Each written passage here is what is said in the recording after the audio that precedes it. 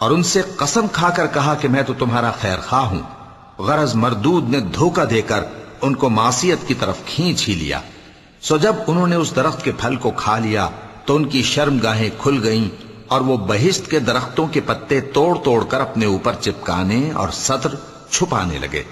اور ان کے پروردگار نے ان کو پکارا کہ کیا میں نے تم کو اس درخت کے پاس جانے سے منع نہیں کیا تھا، اور جتا نہیں دیا تھا کہ شیطان تمہارا کھلم کھلا دشمن ہے؟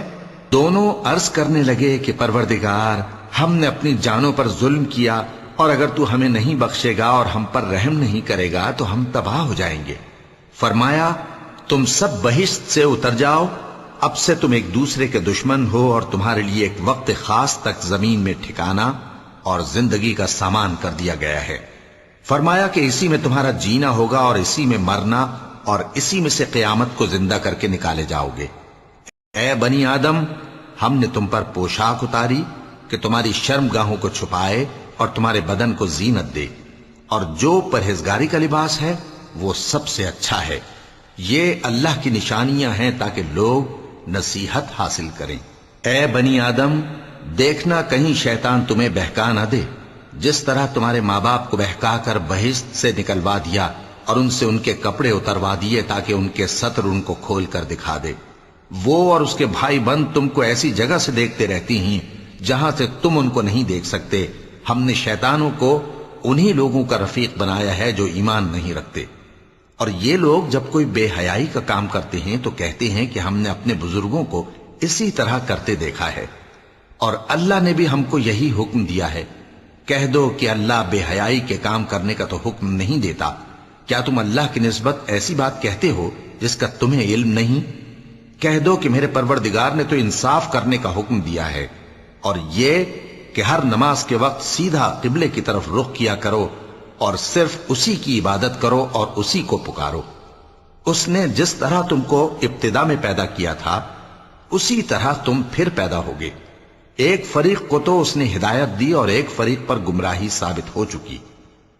ان لوگوں نے اللہ کو چھوڑ کر شیطانوں کو رفیق بنا لیا اور سمجھتے یہ ہیں کہ ہدایت یاب ہیں۔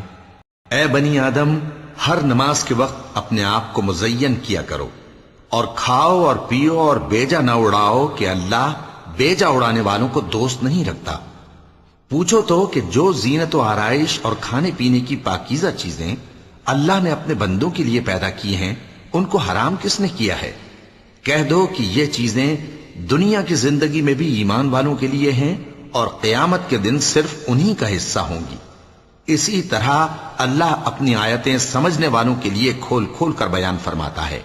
کہہ دو کہ میرے پروردگار نے تو بے حیائی کی باتوں کو ظاہر ہوں یا پوشیدہ، اور گناہ کو اور ناحق زیادتی کرنے کو حرام کیا ہے، اور اس کو بھی کہ تم کسی کو اللہ کا شریک بناؤ جس کی اس نے کوئی سند نازل نہیں کی، اور اس کو بھی کہ اللہ کے بارے میں ایسی باتیں کہو جن کا تمہیں کچھ علم نہیں۔ اور ہر ایک امت کے لیے موت کا ایک وقت مقرر ہے، جب وہ آ جاتا ہے تو نہ تو ایک گھڑی دیر کر سکتے ہیں اور نہ جلدی ہی کر سکتے ہیں۔ اے بنی آدم، ہم تم کو یہ نصیحت ہمیشہ کرتے رہے ہیں کہ جب ہمارے پیغمبر تمہارے پاس آیا کریں اور ہماری آیتیں تم کو سنایا کریں تو ان پر ایمان لایا کرو، کہ اب جو شخص ان پر ایمان لا کر اللہ سے ڈرتا رہے گا اور اپنی حالت درست رکھے گا تو ایسے لوگوں کو نہ کچھ خوف ہوگا اور نہ وہ غمناک ہوں گے۔ اور جنہوں نے ہماری آیتوں کو جھٹلایا اور ان سے سرتابی کی وہی دوزخی ہیں کہ ہمیشہ اس میں جلتے رہیں گے۔ پس اس سے زیادہ ظالم کون جو اللہ پر جھوٹ باندھے یا اس کی آیتوں کو جھٹلائے؟